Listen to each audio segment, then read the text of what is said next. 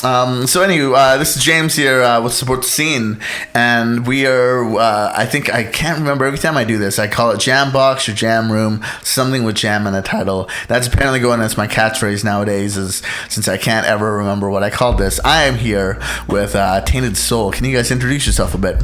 Hi, it's H from Tainted Soul here, bass and lead vocals. Hi, I'm Ron from Tainted Soul, I'm drummer. Awesome. So we just did an awesome interview, but I want to get to know you guys on a deeper, more spiritual level.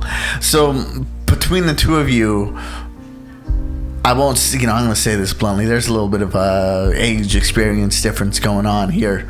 Can you give any correlation on the difference between the scene from back when people actually came out to shows to now when people don't? As it just seems like from some of the old musicians that I've talked to that have played the Town Pump, that have played some of the shows that I hear are just, it sounds more legendary. It sounds like every night was easier to get more of a crowd. Yeah, you're right on the money on that. I think I was very fortunate to be able to see bands like Metallica with Cliff Burton. I saw them on Commercial Drive. There was a theater there. I can't remember the name of the theater, but there's a theater on Commercial Drive, and I saw Metallica there. I saw Sacred Reich at the Town Pump, and I saw some great shows at 86th Street Music Hall, such as like Faith No More, Guar, and bands like that. And what it feels like to me is that it's much more saturated market now, and I think a lot has to do with the social media and the technology now for bands to be able to produce, record, and promote all themselves. Back then, you would have to spend lots of money, go to a recording studio. Everybody has to chip in a bunch of money. You would need, agents, booking agents, and that to book your shows. But now there just seems to be so much more opportunity, and bands can really have control of a lot of pretty much everything they do. They can record themselves, they can book shows themselves, they can market themselves, and that's all in their hands now. So there's just a lot more bands out there doing this, and because of this, it appears that they can have the market's a bit more saturated, so it's tougher to get a lot of people out. Because back in the day, if I saw Bruce Dickinson at Studebakers on Kingsway and Ronnie James Dio at Studebakers on Kingsway, and that they held 200 people, but everybody in the city wanted to go to these shows. Right. And even for the local bands, if there was maybe 3 or 4 or 5 big bands that were local, and everybody wanted to go to those shows. So there just seems to be more now. True. I guess one of the things that makes the big difference, especially in my books, is in order to have made it, or in order to actually make a record and to have it spread around, there was a big wheel that had to turn in order to make life happen. And that kind of means you have to work a certain amount and have a certain amount of success before being able to go on tour or to put out a record or to things like that. And I think I liked seeing, when I was a kid and I looked at the when I went into a record store or something like that, or got that thing in the mail that told me here's a whole bunch of records I could buy. I could pick a record and it would sound, I'd get it at my door, it would sound good, it's a certain level of recording quality. There was, it was like, there's a certain amount of quality around it, and having, everyone in their basement being able to record, I think that people get sick of that, not the same level of quality. You go on Bandcamp and you see all these different records, or you put 3 different records on done by local bands, and they all sound completely mixed differently. Not only does everyone have a different sound, but just a different quality in recording. I think that's good because it helps musicians get the music out, but it hurts for people who aren't musicians because they can't bank on a certain level of quality now with each CD purchase they do or things like that. They don't know that if they're getting a disc from a band, if it's going to be 30 minutes of quality music or if it's going to be 3 one microphone demos recorded in a bathroom, you know. Your album is a nice representation of a good mix of indie done well. From the tracks that I've heard, you know, everything sounds good and sounds tight. Do you think there's a certain level amount of work that you guys had to put in order to get that sound that sounds a little better than most average recordings? I think so. I think that we. You know, when you're mixing music, it seems like you're never satisfied. So you have to almost get a fourth person's perspective into the music. I know that when you're mixing, you can always make another adjustment. And also when you're the one mixing, you have that one perspective and you're missing certain things. So I would mix something, Evan would come in and say, hey, how about this? And I'd say, well, I didn't even notice that, or I didn't think of that. So then we would tweak it. And but I do agree with the quality. I mean, you don't know what you're getting now. Back in the old school days, they had quality control. You would write your music, go into production.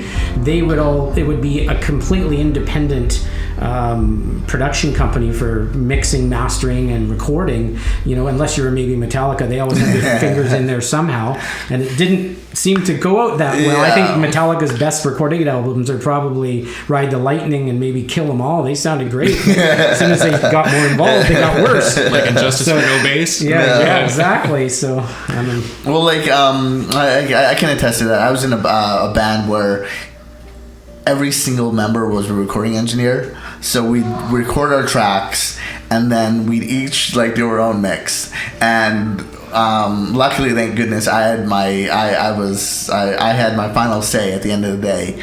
I normally went with my mix. I mean, I don't know if that's just biased or whatever, but we listened back, and I would show it to a lot of my friends, and we'd all sit around and listen, and we'd hear like the drummer's mix, and then all you could hear is this kick and snare, kick and snare, kick and snare. And it's like the vocals are just completely buried, and it's all just huge drums right up right up there. And then you hear the guitarist mix, and it's like the guitar tones are so thick and creamy, but you can't hear any drums at all. And then you hear the bass player's mix, which is actually with mine, and it was the best mix because it was fairly even.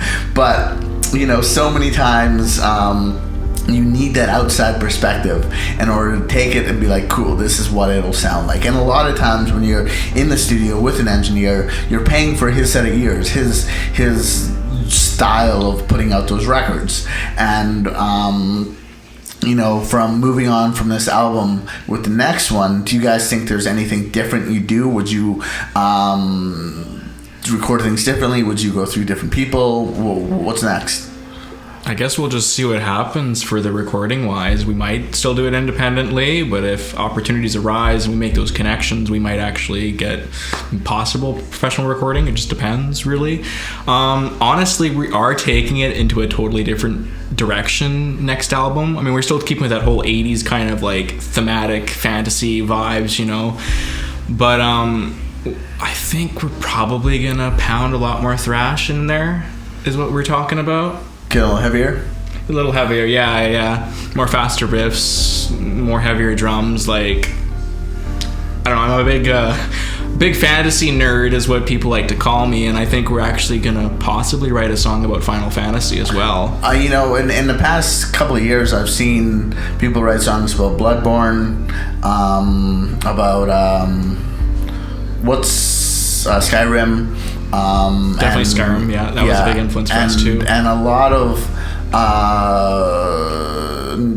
geek culture has influenced a lot of metal lately. And the nice thing I've seen in the last 5 or so years is that that's not a bad thing anymore. What's like you don't have to just be a symphonic metal band now to be able to have these influences and things like that. I mean, I know that there's the bands that made it, that Dio, all this kind of stuff that rose to the top and things like that. But it's nice that more acceptance of the putting in the references and all the metal, because I still have yet to meet a metalhead that is not a nerd down deep at heart yet. Even the hardest people I meet, and then all of a sudden we just get talking about even something as abstract as Star Trek references, and then we're all beam me up, Scotty, and things like that. Do you think you'll stay ever? Do you think you'll ever branch into sci-fi, or stick with more like futuristic, or stick with more medieval? Well, I know as far as the production of the next album too, it'll be the first album that I'm going to be writing with them from scratch. So it'll probably have a little bit of a different influence on that. I'll just me and my writing style, it might be a bit different, and I think financially it will depend on whether or not we produce it ourselves, or if we wanted, obviously the more production that you have, or if you want to go to outside, it just raises the bar a bit on the money, right?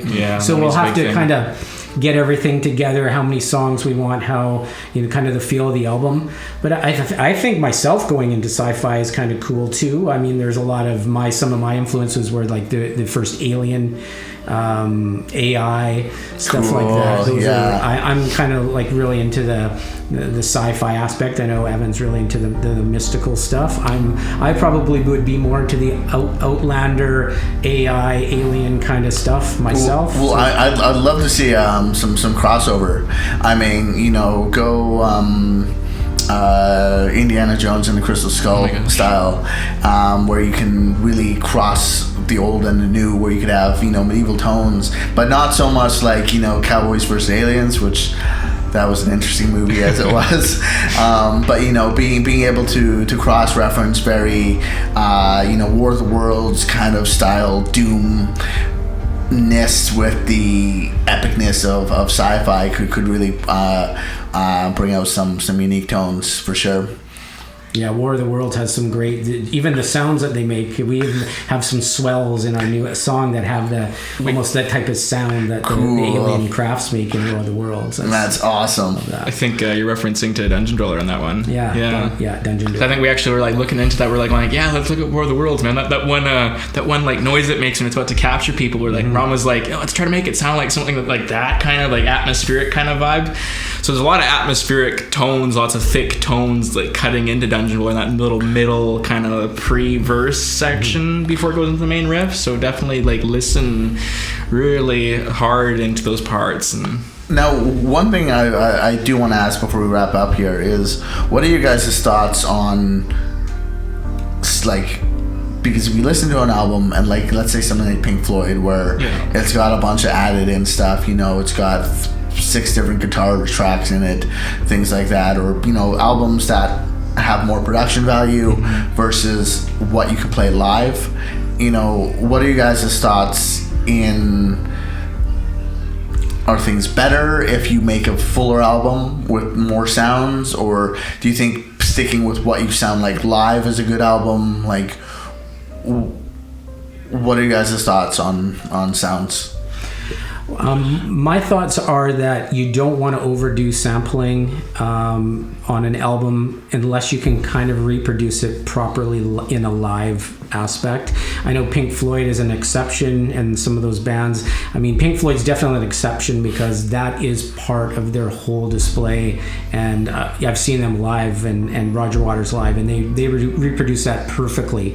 But in the metal scene, there's not many bands, I can't even think of many that jump out. Maybe Maiden have some keyboards and Seventh Son, and there's some Moonchild and things like that, but they usually don't play those live. They'll just have the recordings. I myself like to keep it as true to the live performance as possible. I mean, I think we hit maximum up to 16 tracks on one song, so we didn't add a lot, and that was just because of different sections where we added tracks for certain sections, like vocal harmonies and vocal harmonies and things like that. So I like to just put them in tastefully and not overdo it, and just so you can reproduce your album live as it is recorded. True. I mean, and I think one thing too with as you do later albums, you know, the band gets bigger, things like that. I'm sure bands like, you know, I'm not a Pink Floyd historian, but you know, certain bands start fairly simple, and then as you get more production and more things, when you can play it live, like if you go on bigger tours and you can hire some guy to run the Pro Tools or to, you know, do things like that. I'm sure, because a lot of bands nowadays do it to a click where you know, even a lot of drum samples are already pre-recorded and they're basically playing to a pre-recorded drum or bass and things like that, but they're also playing live. It's a weird mix nowadays, and but you know, there's nothing wrong with keeping it straight and simple and dirty and upfront and be honest with what your band's sound is. Keep it traditional, yeah. Yeah, I think you have a great point there. Just to you know, recording with clicks and things in your ears, it just, to me, sometimes it takes away the live natural feel of a live performance. I've seen some bands, I know there's bands like Queensryche when they did Operation Mindcrime, and, you know, Pink Floyd, The Wall, I think, you know, the two best concept albums ever made, in my personal opinion. They have to use that stuff because of all of the samples built into their live performance. I've seen some bands, though, play with the clicks in their ears and that, and to me it takes away from the live feel and just the naturalness of the performance, and everything is just too robotic. Like the flow? Yeah, just the flow, and a lot of times in between songs, because they have their built-in talking to the crowd all built in with the clicks and everything, and it just that's what I hear you. I've seen three pieces that have blown me out of the water with their organic feels, you know, or the tempo slows, just the dynamics people can play with. But you know, having that organic band chemistry, nothing can beat that. And having a click and stuff like that, unless you practice with that thing like day and night, you lose because as most bands, you have to have your music already built into your muscle memory before you hit that stage. If you don't and you're thinking about it too much, people will notice. And really being able to put on the best show possible is your goal. So having that organic feel allows you to play with the audience and to really get in there and to feel it. I've seen them lots of shows where the drummers, you know, the triggers are falling off, things are falling out of his ear. They have trouble with the interfaces with and it's throwing the show off. Yeah, sets get cut, or they cut off songs. Yeah, and I've seen some shows where the sets get cut, then they have to cut a couple of tracks out to get their technical difficulties back on. Yeah. Cool. Well, it's been a pleasure having you here. Is there any last words you guys like to say to our audience? Hope to see you out on the show August the 24th, Pub 340. Yeah, Pub 340. Yeah, it's going to be a great show, and it's our CD release. Thank you so much for supporting us and supporting the scene. Yeah, that's going to be a blast show. Thank you. Do you know what time doors are at yet? I have no idea yet. We're still waiting on the full kind of confirmation. Yeah, no, I'm super excited. We'll be posting a lot about the show. Thank you so much. On our Facebook page for all our listeners and such to check it out. And because you have a couple tracks released now, right? Yeah, they're on Spotify, iTunes, like single wise, Google Play, like they're all available up there. Bandcamp's got the singles and also the pre-order to the brand new album as well. Yeah. There is a hyperlink actually on our social media that you can click, and it's got like all of our, like, which platforms it's releasing on and when. So nice. Are you guys on Instagram? Yep, we're on Instagram. Cool. Are you guys gonna be posting any funny videos or anything that we can all watch, see the shenanigans of the 24th? I'd like to hope so. Yeah. Awesome. Cool. Super excited. Thanks you guys for coming on, and thank you so much for having us. We will chat with you guys later. Thanks, James. Bye. Bye. Hey, it's James from Support the Scene. If you're interested in being interviewed or want to be featured on our channel, please comment down below or find us on Facebook and message us, and we'll get back to you as fast as we can. Hope you guys enjoyed the video. Rock on.